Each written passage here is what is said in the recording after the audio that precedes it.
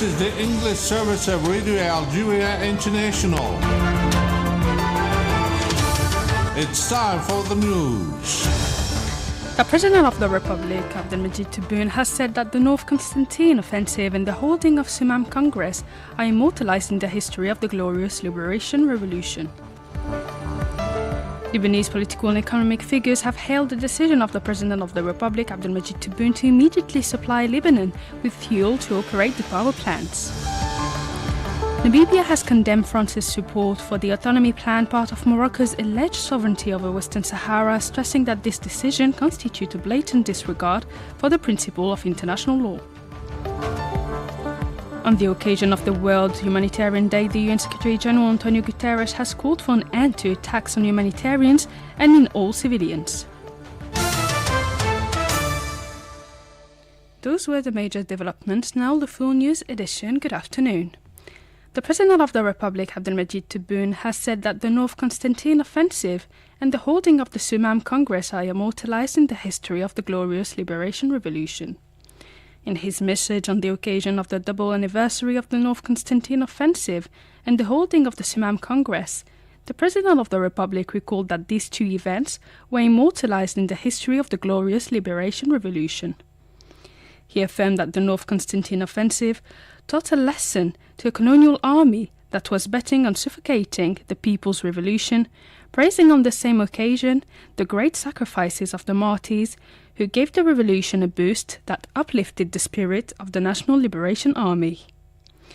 On the other hand, President Tebboune underlined that the Sumam Congress, held on August 20, 1956, was a decisive breakthrough and an important milestone at the political and military level, confirming that the Algerian people would not bow down to the might of the colonial military power. At the end of his message, the President of the Republic reiterated that Algerian women and men who carry in their veins the blood of loyalty to the immortal message of November carry Algeria on their shoulders and hearts and watch over its security, stability and prosperity, remembering with pride the sacrifices of the martyrs. On the fifth day of the election campaign, the importance of the presidential election of September 7th in strengthening the internal front and preserving national unity was underlined by the candidates. Majid Mila has the details in this report. The candidate of the Socialist Forces Front, FFS, Mr. Youssef Aouchiche, said in Ain Dafla that his party's participation in the election is in response to the call of the homeland, urging Algerians to participate massively in the ballot to choose their president. Mr. Aouchiche said that the importance of this election is linked to the current context, highlighting that the FFS has always been ready to defend the homeland, convinced that nothing is more precious than national sovereignty and unity. The FFS candidate also stressed that the strengthening of the national unity relies on the consolidation of the internal front, which he said means meeting the needs of the citizens and including them in the management of the country's affairs. He added that his ambition was to bring a peaceful and progressive change, renewing his appeal to citizens to participate massively in the election and not to give in to the defeatist rhetoric of certain parties. Speaking from Mila, the candidate of the Movement of Society for Peace, Abdelali Hassani Sharif, also highlighted that change requires the expression of the will of the people, hence the need to give to the polls massively to choose the next president and give him the legitimacy required to lead the country at this decisive time. Mr. Hassani Sharif said that his program aims to build a diversified and solid economy by exploiting the great wealth of the country's different regions, pledging to create all the conditions required to encourage young people to invest in agriculture and set up their own businesses if he is elected. The MSP candidate also called for the involvement of young people in the handling of the country's affairs and in the fight against corruption and bureaucracy, recalling on the occasion that his electoral program attached great importance to young people, protecting them from social scourges and providing them with jobs in all the provinces in accordance with the principle of an equitable distribution of wealth and equal opportunities, far from regionalism and bureaucracy. For his part, The independent candidate, Mr. Abdelmajid Tebboune, said from Constantine that the integrity of the national territory remains preserved thanks to the National People's Army, stressing the need to preserve the oath of the martyrs of the glorious revolution while calling on the Algerian people to turn out massively to vote on September 7th. On foreign policy, the independent candidate stressed that Algeria works for the stability in the region and deals with its international partners, emphasizing that it would not reconsider its commitments under any circumstances. He also reaffirmed Algerian support for oppressed peoples and just causes, notably the Palestinian and Sahrawi peoples. He also pledged not to abandon Lebanon. On the socio-economic aspect, Mr. Abdelmajid Tebboune pledged to build 2 million housing units of all types, including rural and social housing, to review the administrative division and the constituencies and provincial codes to enable locally elected representatives to better exercise their prerogatives. The independent candidate has also pledged to make the next presidential term an economic term through a series of measures and to strengthen citizens' purchasing power, notably through price capping, the fight against speculation and inflation, as well as continuing to increase workers' wages. You're still listening to Radio Algeria International. The National Independent Authority for Elections, ANI, has recalled in a press release the procedures to be followed for the organisation of rallies and meetings by candidates or their representatives as part of the electoral campaign for the early presidential elections on September 7th. Among these procedures, the request to organise a rally as part of the electoral campaign must be submitted by the candidate's representative duly authorised to the services of the province concerned.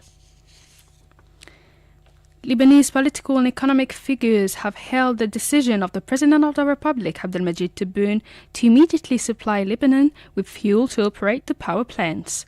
Asya Bakar has more. The Lebanese Minister of Industry affirmed that Algeria's decision reflects the solidity and depth of the brotherly and historic relations between the two brotherly countries and their peoples. He said Algeria demonstrated once again her true and constant support for Lebanon. The Lebanese Minister of Energy and Water Resources, Walid Fayyad, for his part, welcomed Algeria's initiative to immediately send fuel to his country to restore the power supply that had been cut off. He added that Algeria has always been at Lebanon's side and has spared no effort to help it during its crises. In the name of the Ministry of Energy and Water Resources and of all Lebanon, I highly commend the generous initiative taken by the President of the Republic, Mr. Abdelmajid Tebboune, towards Lebanon. The Algerian Energy Minister, Mohamed Arqab, called me today and expressed the deep concern of the President of Algeria with regard to the crisis besetting Lebanon due to fuel outage. He also said Algeria will help Lebanon diversify its supply sources as Iraq is doing, for instance. Algeria is one of the closest friendly countries to Lebanon, which is reflected by the initiative of the Algerian government to offer Lebanon this fuel to supply power plants and overcome the crisis of fuel outage, and also to empower the energy sector in Lebanon so that it keeps operating at a large scale and with more efficiency. Former official at the Lebanese Ministry of Energy and Water Resources, Ghassan Baidoun, said this supply came amid a critical situation in Lebanon. Today, Algerians' initiative comes amid a serious national context. We hail Algeria for this position, given that Lebanon is on the verge of war in a very difficult situation. We highly commend this good initiative. Let's recall that Prime Minister Nadir Arbawi had informed his Lebanese counterpart Najib Mikati about the decision of the President of the Republic, Abdelmajid Tebboune, to immediately supply Lebanon with fuel in order to operate the power plants. On Saturday, the company Électricité du Liban announced that its power plants have exhausted their reserves of fuel, leading to a total shutdown of electricity production until new supplies are available. The power outage affected key facilities, including the international airport, Port of Beirut, prisons, wastewater treatment facilities, and drinking water pumping stations. The National Council for Human Rights, CNDH, has affirmed that Algeria is one of the pioneering countries which contributes to promoting humanitarian action and expanding humanitarian aid flows. On the occasion of the celebration of the World Humanitarian Day, it held a legislative and regulatory arsenal adopted by the authorities in such a field and recalled the support provided by Algeria to the civilian population in Gaza, which has been confronted to genocidal war waged by the Israeli occupation army, including the policy of famine imposed on the territory. Meanwhile, the Arab Parliament has called for more efforts to alleviate the pain and suffering of the people of the Gaza Strip, devastated by more than 10 months of barbaric aggression.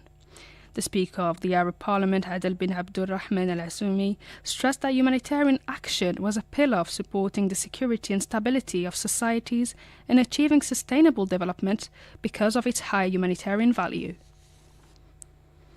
The world celebrates today the World Humanitarian Day to pay tribute to those who risk their lives to help the most vulnerable around the world. Asia Bekar has more details in this report. This year's commemoration takes on particular significance in the context of the Israeli relentless bombardments of Gaza and the war in Sudan. In his annual message on the occasion of the World Humanitarian Day, the UN Secretary General Antonio Guterres called for an end to attacks on humanitarians and on all civilians, demanding that governments put pressure on all parties to the conflict to protect civilians. Wherever there is human suffering, humanitarian aid workers are striving to alleviate hardship and pain. Humanitarian operations coordinated by the United Nations provided life-saving aid to more than 140 million people last year. Aid workers, mostly national staff serving their own communities, persevered despite brutal violence. They continued their efforts to overcome all obstacles to supporting people in need in the face of severe funding shortages. On World Humanitarian Day, we once again salute their courage, their determination and their service to humanity. And we recognize that honoring aid workers is not enough. 2023 was the deadliest year on record for humanitarian personnel. In Gaza, in Sudan and in many other places, humanitarian workers are being attacked, killed, injured and abducted alongside the civilians they support. Disinformation campaigns spread lies that cost lives. International humanitarian law, the law that protects civilians during wartime, is being ignored and trampled. A climate of impunity means perpetrators do not fear justice. This is a failure of humanity, responsibility and leadership. On World Humanitarian Day, we demand an end to attacks on humanitarians and on all civilians. We demand that governments put pressure on all parties to conflict to protect civilians. We demand an end to arms transfers to armies and groups that violate international law. We demand an end to impunity so that perpetrators face justice. Celebrating humanitarians is not enough. We must all do more to protect and safeguard our common humanity. The UN said since October 2023, about 287 aid workers have lost their lives, stressing that it is the highest number of humanitarian casualties in our time, laying bare a world that is failing to protect aid workers. On the ground, convoys, ambulances, warehouses and buildings, such as those of the UNRWA, are regularly the target of attacks by the Israeli occupation forces, undermining universal international laws. The Israeli occupation army has pursued its attacks on Gaza, killing and wounding scores of Palestinians. The news agency Wafa said that 40 people were killed and over 130 wounded for the past 24 hours in the Israeli bombardments that hit several parts of Gaza, including the central area of Deir el-Balah, as well as Rafah in the southern part of the enclave. It stressed that one Palestinian journalist was killed and his female colleague wounded while covering the events taking place in the region of Khan Yunis. This came as the U.S. Secretary of State Antony Blinken is in the region in an attempt to pave the way for the conclusion of a ceasefire. In this connection, the representative of the Palestinian Hamas movement here in Algiers, Youssef Hamdan, said he held the Israeli Prime Minister fully responsible, dealing a blow to all efforts aimed at securing a cessation of the hostilities in Gaza.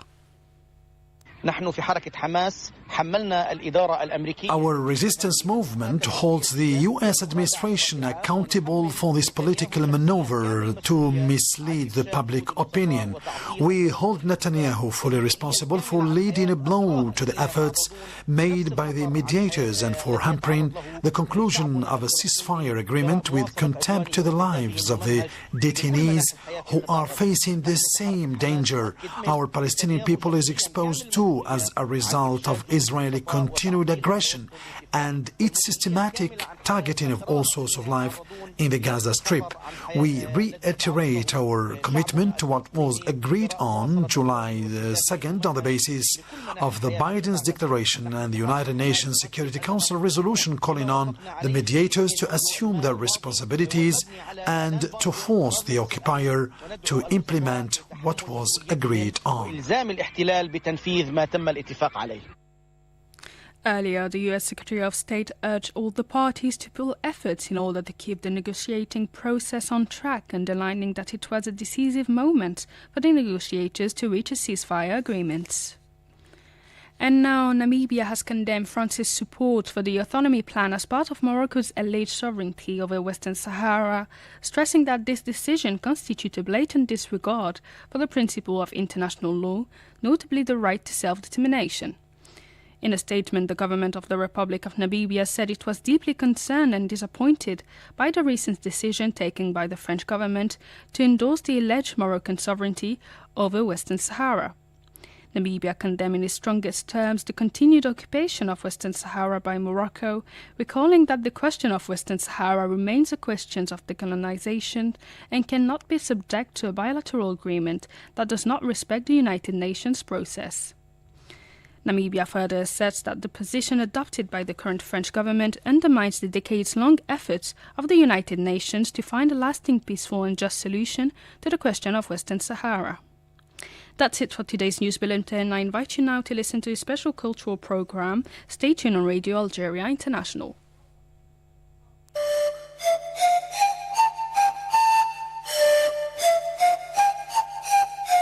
Hello and welcome to Discover Algeria, a program in which we'll let you discover or know more about the Algerian heritage, to include history, traditions, popular beliefs, social rituals, celebrations, as well as many aspects of the Algerians' life dating back to the Berber or Amazigh era until the Muslims won.